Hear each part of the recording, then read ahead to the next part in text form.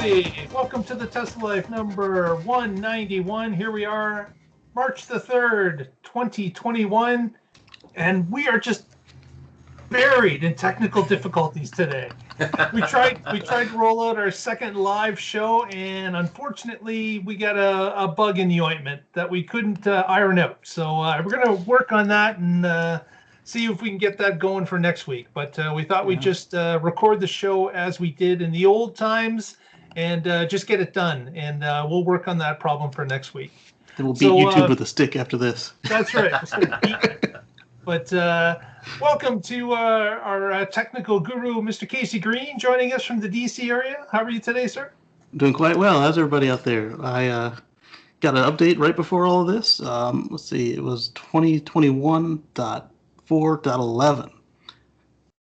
.11. Now, as soon as the show will be over, you'll have .12 and 13 too. But that's probably so. They said minor fixes.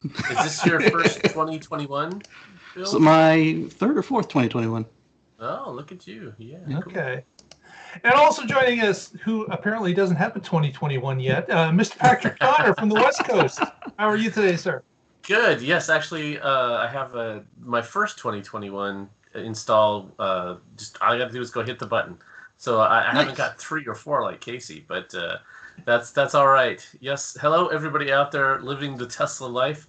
Welcome to 191, our palindrome prime number show. That apparently that's the cause of all the technical difficulties. Could be.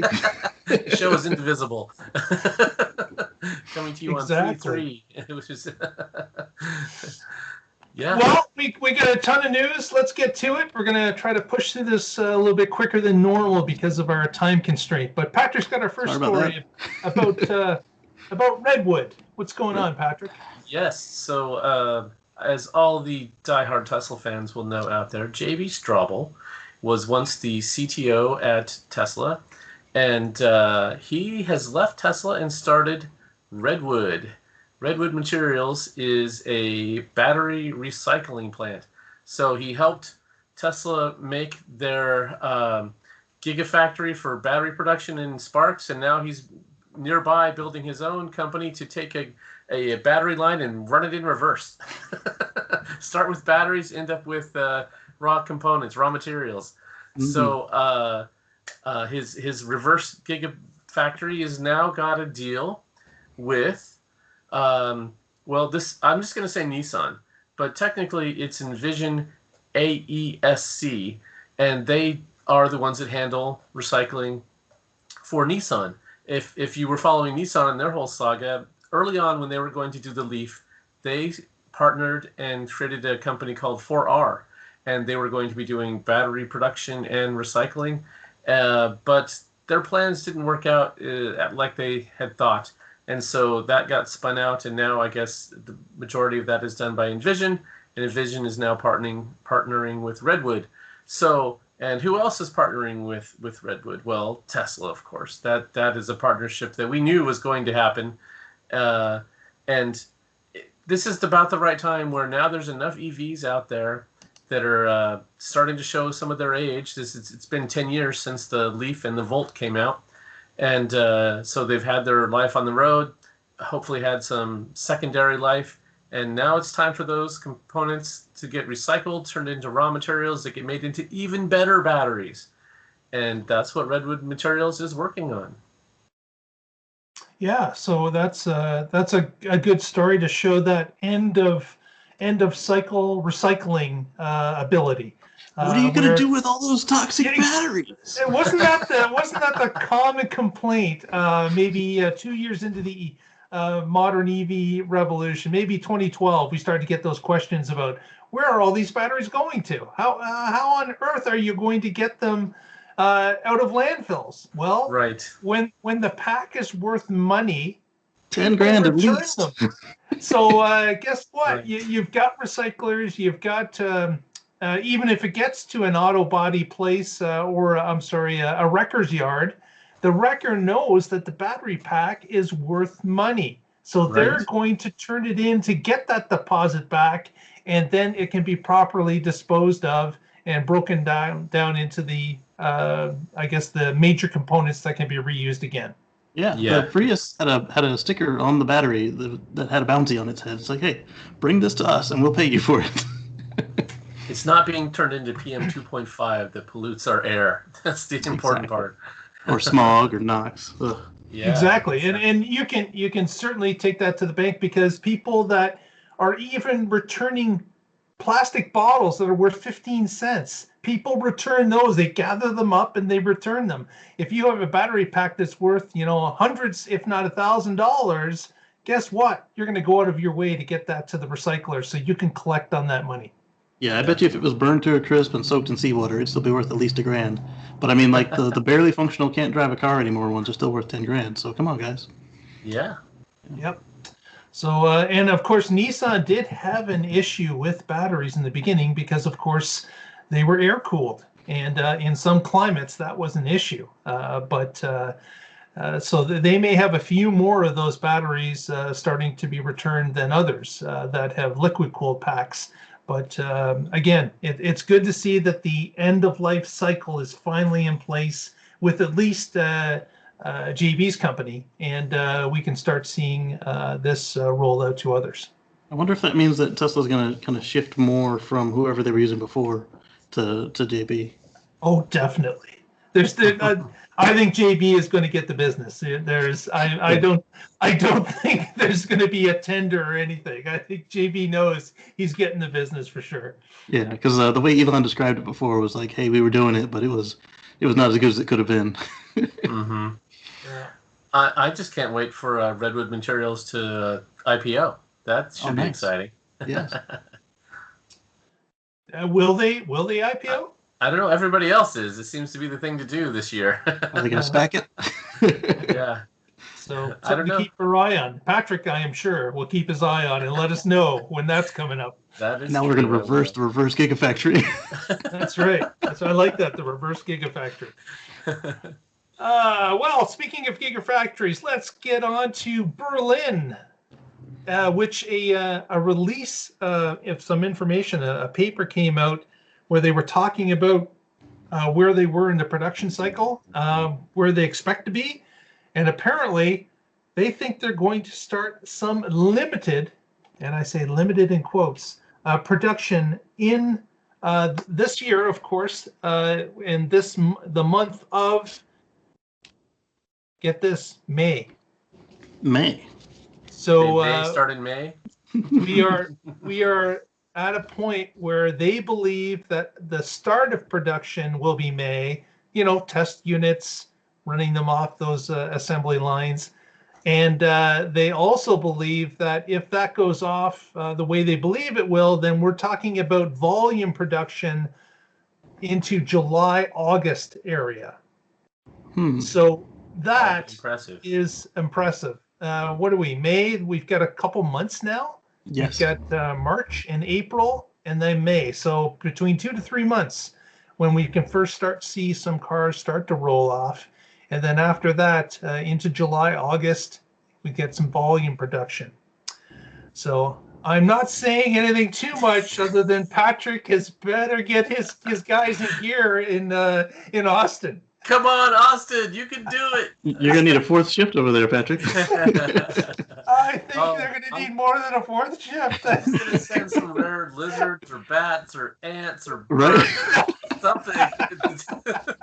Maybe so I'll find another World War II mine and yeah. Did we tell you it's the pine tree spawning season? Yeah, don't count those chickens yet, Mark. No, I'm still going for Austin. We can do it. Oh man, it's always darkest before the dawn, right? Right, Patrick? Well, in that case, it's going to be pretty black by the time it gets to the end of. By the end of April, it's going to be pretty pitch black. But we'll see. We'll see. We're not there yet.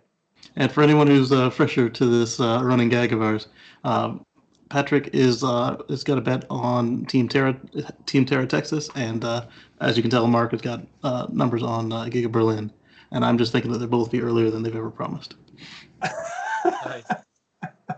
That is true. Tesla is going to win, and their customers are going to win regardless of what happens. But good to see things are moving along on both fronts. Oh, yeah.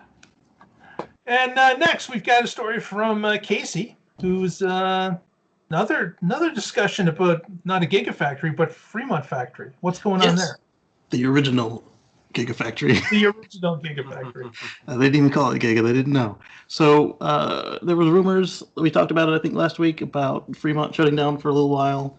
And Elon has confirmed that, yes, there were some part shortages and they should be back up and running shortly. He didn't exactly confirm who it was, but we suspect that it was of a knock-on effect. They had whatever was going on around the world, plus their main chip manufacturer for the FSD computer is in Texas. And Texas had a little bit of weather incident and power failure, so we'll see what happens. And a bunch of the factories, I think, in Japan are now buying water in advance of a water shortage. So wow. Yes, so this could go on longer than we anticipated. So they're anticipating a water shortage. Yeah, they've started buying truckloads of water to keep their chip factories running in Japan. That is interesting. Or it could be Taiwan. I think it was Japan. I'll look it up while we go on. Okay, so another thing. I guess that story broke over the interweb. Somebody had indicated that they got a letter about employees being told that they were not to be coming into work for a few days, and then Elon just responded back that yes, it was down for a couple of days, but they had also restarted at that point, and I believe it was a Sunday that they were back up and starting to run again. Yep, so the headline reads, chip makers in drought-hit Taiwan ordered water trucks to prepare for the worst. So they're making their mitigations, but we could have yet another one of these because the only chips aren't made in Texas. And of course, this has hit almost every automaker out there. In fact, there's many different automakers. The big three in America have faced these same issues as well as automakers across the world. The chip shortage was an unexpected one because, of course, auto sales picked up dramatically from where they were post-pandemic. And those same chip makers apparently had switched their focus over to build consoles and stations for home entertainment. And we're kind of hit blindsided as the orders from the automotive sector started to roll in. And they can't just switch overnight. There's a number of things that have to go into place in order for them to produce for both industries. Right. Yeah.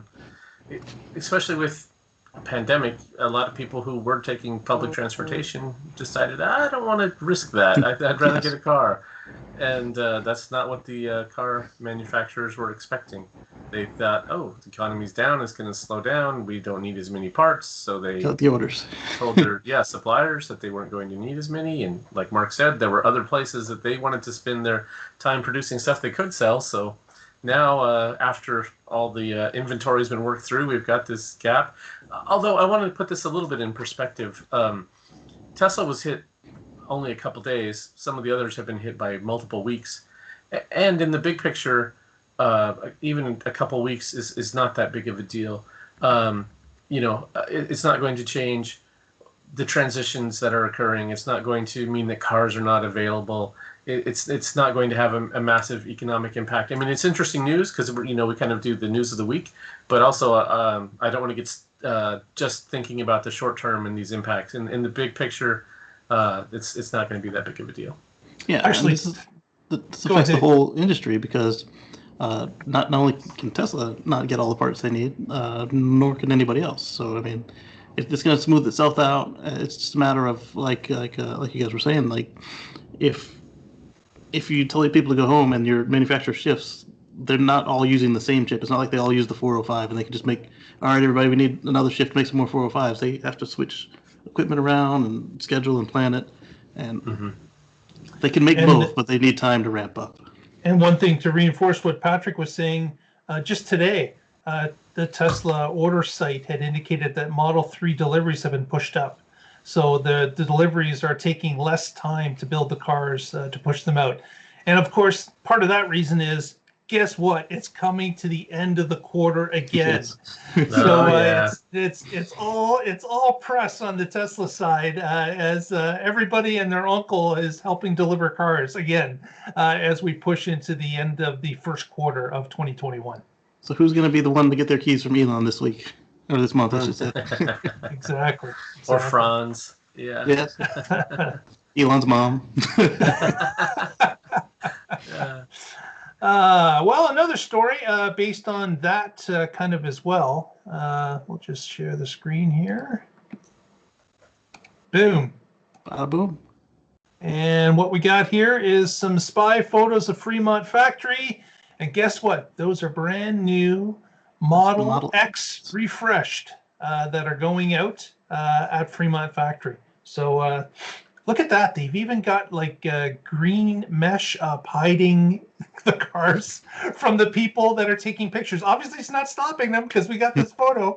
But this is Fremont. And of course, the refreshed S and the refreshed X are now in production and are rolling out. And this is the, I guess this is the parking lot after they roll out of the factory as they await to be picked up by transport truck to be moved to the different stores.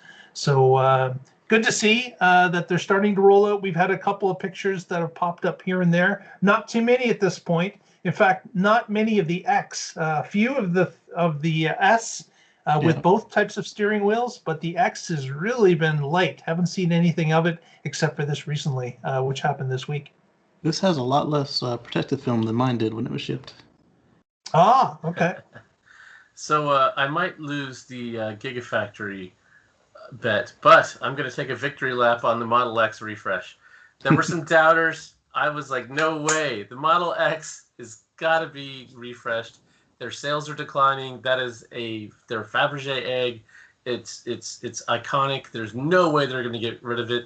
The Falcon Wing doors, yes, those caused some problems initially, but those are all worked out now. Why would you stop now when you've already figured it out?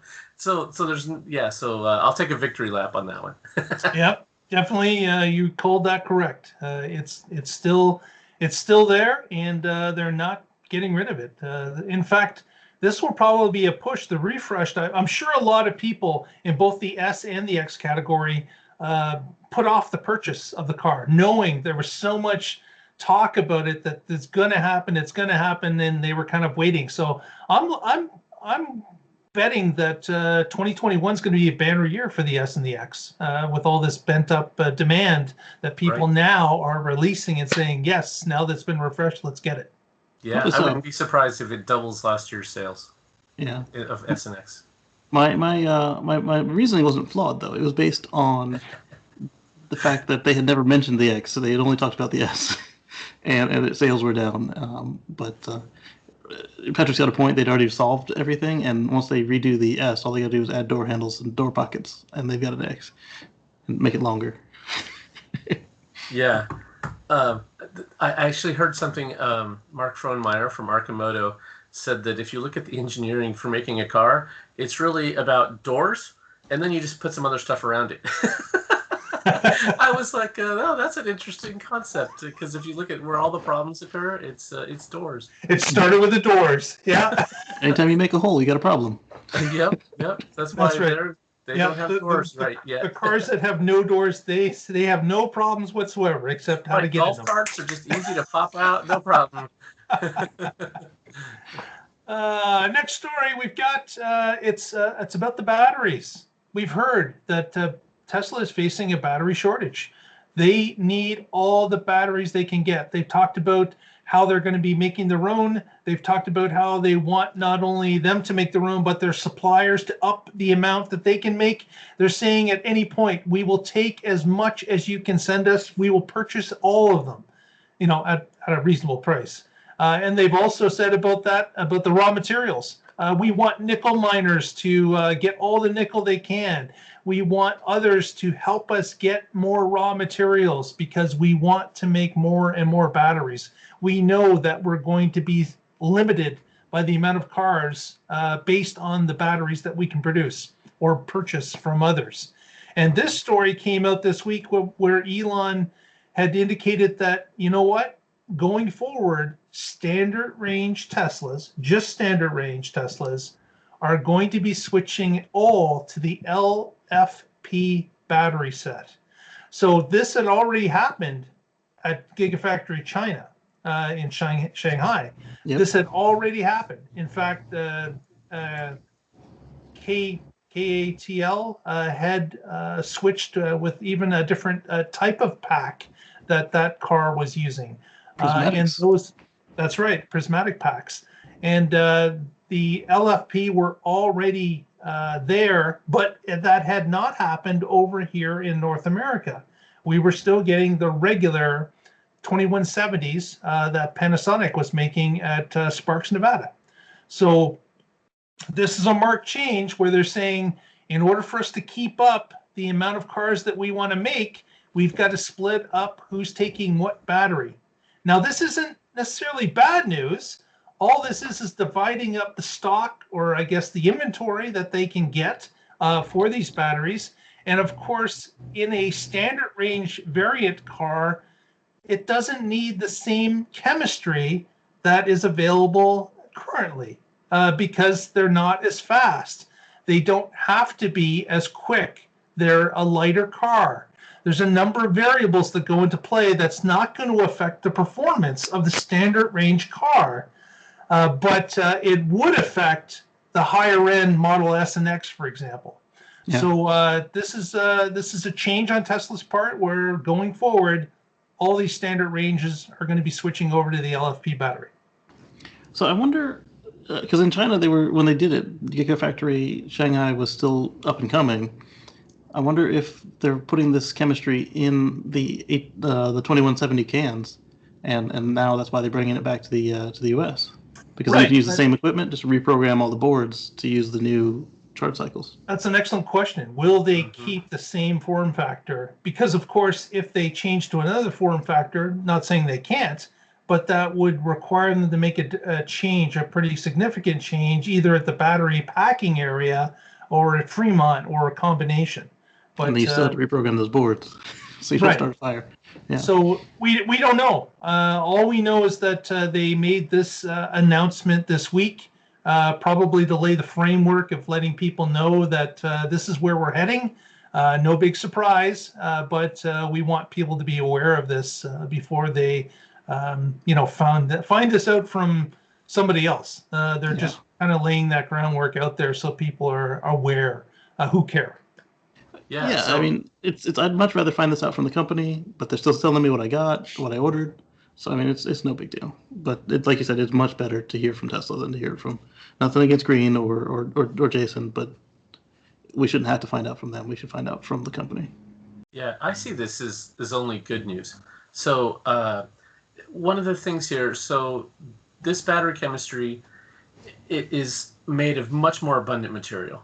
It does not have cobalt in it. And it doesn't have nickel. It's lithium ferrophosphates, right? So it's iron and lithium. Both are massively abundant, easy to come by. And we've seen this, that the batteries have been getting better by 5 to 7% per year, and more recently 8 to 10%. And so this just marks a point where now this battery that is much more affordable is able to deliver hundreds of miles of range, and has the lifespan to be able to work in an automobile. And that's a great breakthrough. This is the kind of thing that allows cars to become more affordable, for Tesla to reduce their price, for others, for people who have been not able to, even doing the Tesla stretch, get the vehicle they want. So this is great. And like Mark was saying earlier, this also means that for the high-end products, that they don't have to compete for the materials. Because if you had to decide every time, okay, do I sell 2 of these or 1 of those, and you don't want a business that's constrained like that. Right now, today, electric vehicles make up less than 3%, less than a handful of percentage of the total market. Well, we know that by 2035, they're going to be 100% of new car sales.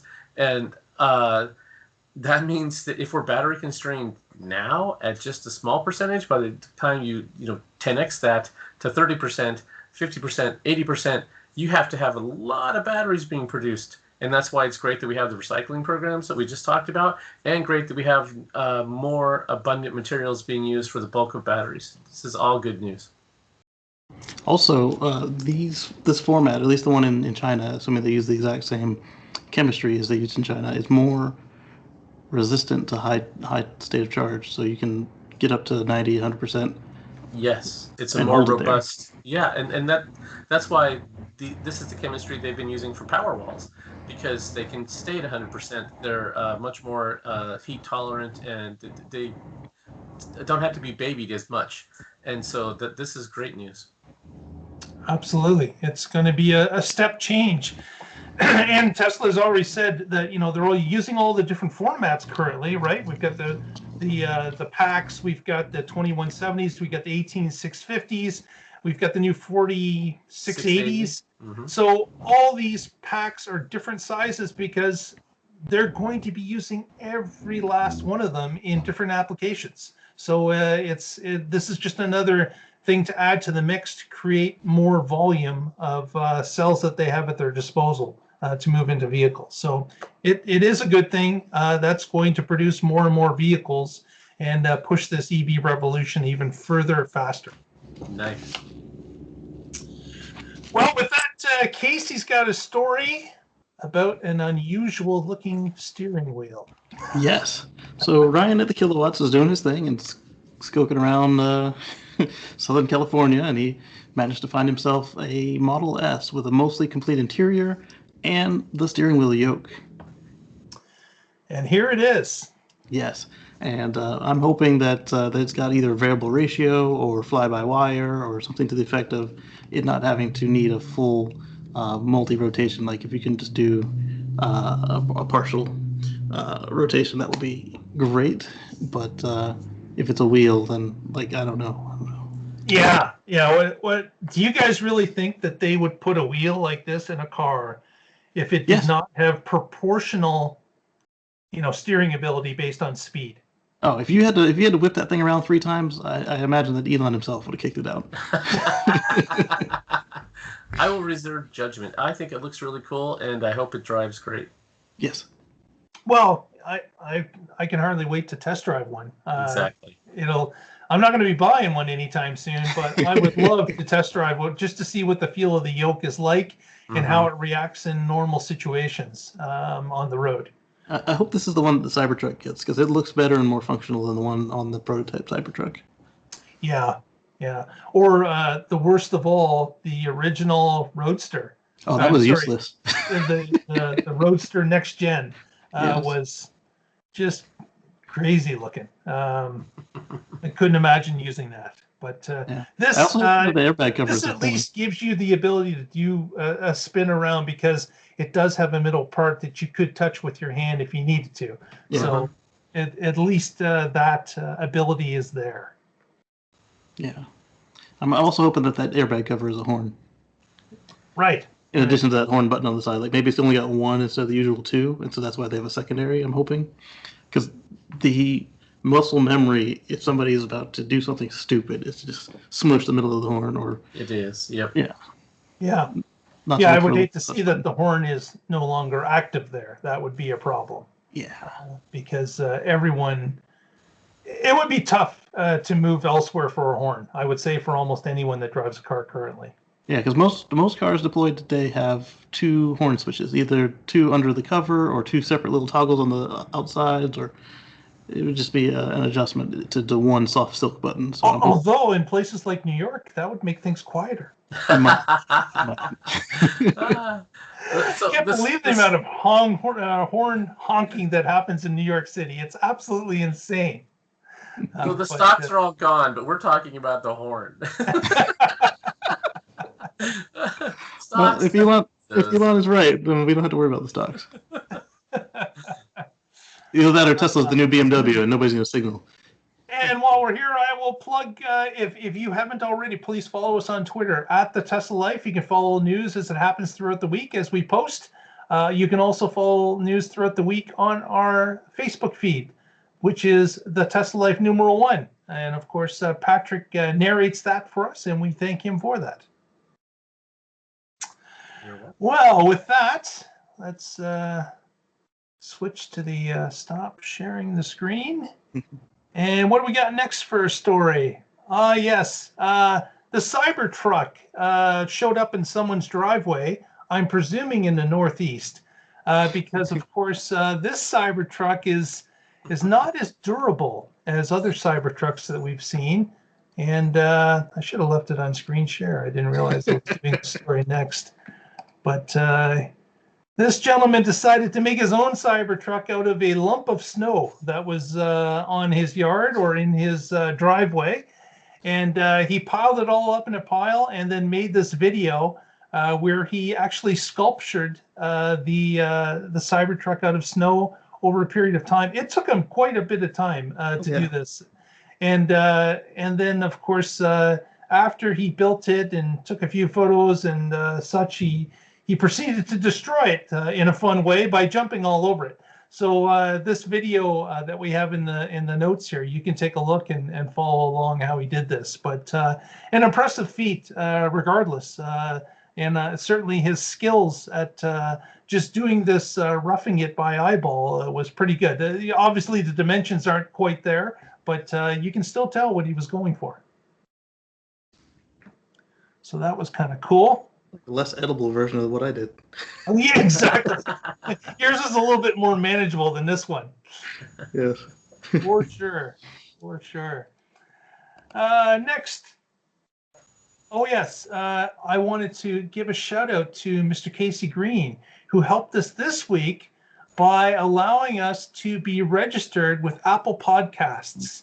So going forward, knock on wood, we will be able to share the audio of our podcast through Apple Podcasts, and you'll be able to subscribe to that and pick those up if you want to listen to them in the car or on your walks or whatever you use your audio podcast for. If you wish, you can subscribe to the Apple feed and pick those up automatically. So once again, Casey, thanks very much for helping us out and getting us set up on Apple. And I believe we're going to try a few more. Certainly, we're going to try the one where you can listen to it in the car. That's what, Touch? Tune in. Tune in. Yeah. Yeah, they're our next big target because we want to be able to listen to Tesla Life in your Tesla. Yeah, exactly. Mm-hmm. So we'll keep you up to date as those additions are added. But we are certainly happy that our first forte into the audio podcast world is done. Yes, I figured everybody keeps saying that Apple's the hardest one to do. So we start with the hardest and then everything else should be a cakewalk, we hope. Should be, knock on wood. Knocking on wood. Next, Model 3 and Model Y in the month of January grabbed the second and third place in the world sales of electric vehicles. Now, you may say the first place. You may say, what? Second and third place? Who got first place? Well, there is a highly affordable Chinese vehicle that was put into first place with an impressive, not really, 110-mile range and a top speed of, I believe, 62 miles per hour. So this is, not certainly a car that we would consider here in North America as a competitor to Tesla, but it is a cheaper car, a much cheaper car with less abilities. But they sold more units than the Model 3 in the month of January. So it's certainly good to see in a worldwide setting that Tesla is at least taking up spot number 2 and 3. And again, the pricing, the profit on these cars are completely different. But certainly it's good to see that worldwide Tesla is basically on fire. They're selling as many cars as they can make, and that continues to be the theme that continues to go. So fantastic to see that. I'm curious if that 100 miles is on a government rating or real world. Hey, don't sell it short. 111 miles. 111 miles. Is that government rated or real world? Yeah, that's is it the European standard, which we know it doesn't even measure up to the EPA. What China uses? Yeah, I don't even know what they use. Good question. If please leave us a comment in the notes here. I'd love to see it. Now, I didn't have this story originally assigned to Casey, but in the middle of this podcast, I am now going to assign this story to Casey because, of course, he is the one that on his channel, YouTube.Casey Green, you can find out all about superchargers. So what's going on here in Santa Monica? So in Santa Monica, they just had a hearing with the public works zoning, all those people, to allow them to put in the next largest supercharger. It'll be the largest V3 installation. And word got out that a couple of the spaces, probably about 6, are going to be a little bit wider than the rest of them. Wonder what that's for. CyberTruck. The snow Cybertruck. No, not the snow Cybertruck. A regular Cybertruck owner sees that and they'll just plow it away. All that extra room to sculpture it while it's there. Yeah. Santa Monica doesn't quite get enough snow. So fantastic. That, of course, for those of you remember, Tesla had identified a piece of land on Santa Monica Boulevard down close to the ocean, where they were going to build an actual drive-in, not a drive-in, what was it, a restaurant that had a diner. Yeah. So apparently the changes have come to that plan that they're not going to do the restaurant. So there will be no Tesla burgers, as far as we know, in this new iteration. But they will be building a owner's lounge. And the owner's lounge, similar to Kettleman, is going to be in place in Santa Monica, which is this location on Santa Monica Boulevard is pretty well downtown Santa Monica. It's right in the thick of things. So it'll be impressive to see a 62 stall supercharger built out there. I'm curious if they'll open their restaurant to the public during business hours, because that would be a good opportunity to interface with the public. I'm kind of disappointed they're not going to have the restaurant that they thought they would. Yeah. Because just as you say, Casey, it would be an excellent way to interface with the public. It would be a way that people that don't own a Tesla could come and see them. Yeah. They could see them operate. They could talk to owners. There would be an interaction the public could have, which I think would be really good to have. But they could put a sexy on the floor. S3, yeah. XY. I think that the opportunity is still there. Maybe they will pick up a property that's adjacent to this, or something like that, and that would be another way for them to, I guess, allow people to have that interaction. But having strictly just an owner's lounge is going to take that down a couple pegs, where the general public is not going to be really connected to it. It's kind of interesting the way they split them up, 36 on one side and the rest next to the building. Yep. I wonder if that's, in the link that we have, you can go and check out the actual plans and see the actual spaces and how it's laid out. But the good thing is they survived, so now they can build it. That's right. Yeah, I'm not seeing too many pull-through spots. If you're pulling something with your Cybertruck, that would be pretty handy. They need to get started on that, because that was a bear pulling my Model X. Right. Yeah. And I pulled a camper, and it's just, you don't want to have to leave the trailer hanging out, blocking the driveway area, or you don't want to have to disconnect it. That's just a if big you even pain. can. Yeah. The U-Haul vans, you can't disconnect them once they're full and connected. Oh, right. Yeah, unless you had something to hold up the tongue. Yeah, that's... And they don't. Right, yeah, you'd have to... Yeah, you don't want to jerry-rig something and have it fall over and then you're stuck. Ooh. Yeah, or somebody gets hurt or whatever. Yeah, might definitely get hurt.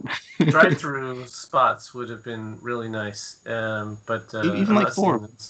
Yeah, exactly. Where's it, Norway, where they were all drive-through on that one installation? Yeah. That was cool. But there hasn't been much of that in North America at all.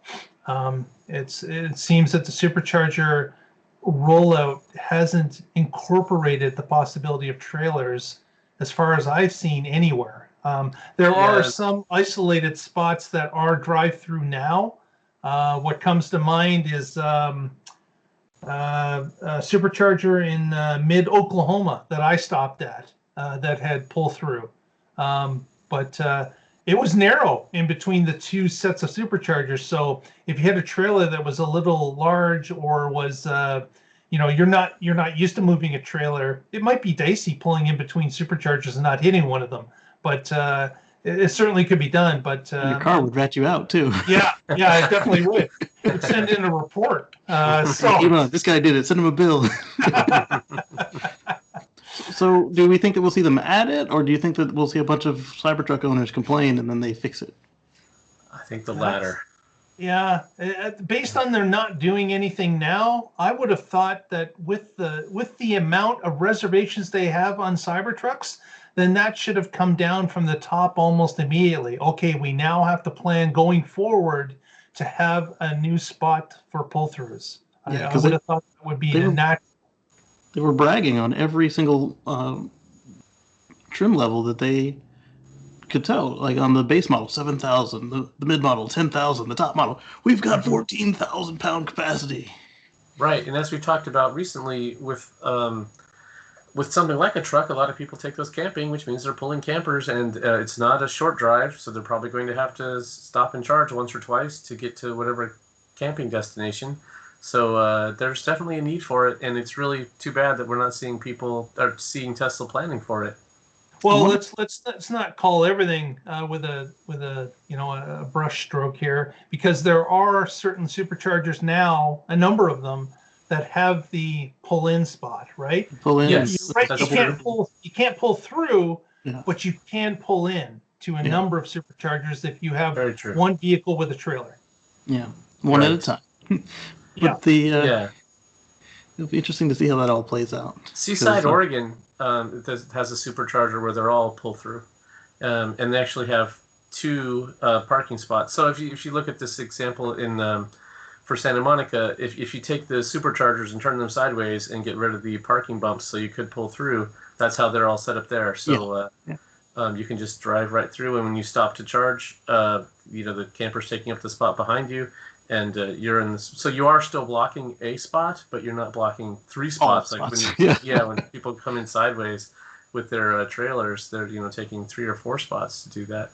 Yeah. Or what about this? The flap on the Cybertruck prototype is a little bit wider than, say, a CCS port or a Tesla port. What if it can also take the megacharger? When you tell me to use Cybertruck, you go to the megachargers instead, up to the Superchargers. Yeah, those will definitely be pulled through. You're not going to have a semi. But then you have the same problem, like when you go into park and there's a motorcycle shoved in the back of the spot sideways. The side of the semi truck will get there. It's like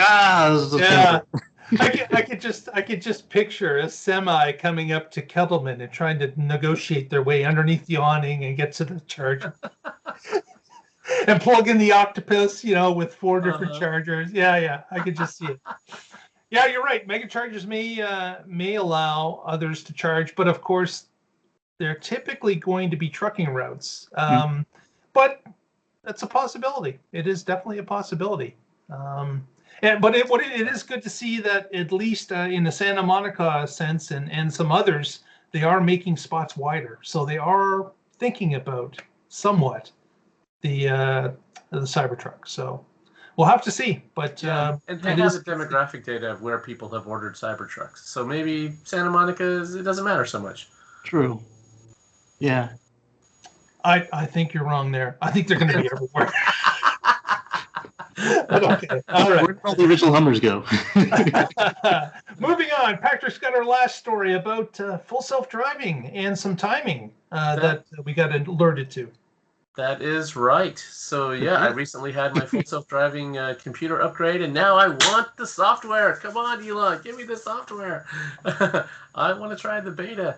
So there's lots of people out there who have it. There's about 1,000 people, according to one estimate here. This is a story from Drive Tesla Canada, and it's titled Tesla FSD public release could come in Q2. Elon Musk updates. So there's a couple tweets he's had about this, And someone's asking about any update for the timeline, possibly Q2, which Musk responds, sounds about right. Okay. That's I could give birth next month. yeah, that's not super reassuring, but he does follow it with we want to be very careful with this transition period. And absolutely, you don't want to roll out something that's going to cause a dangerous situation. And so there's another tweet where he says beta will be offered much more widely when version 9 is done, hopefully next month. So, and that was yesterday as we're recording this on the 2nd of March. Yeah. So they have been going through iterations of this full self-driving beta.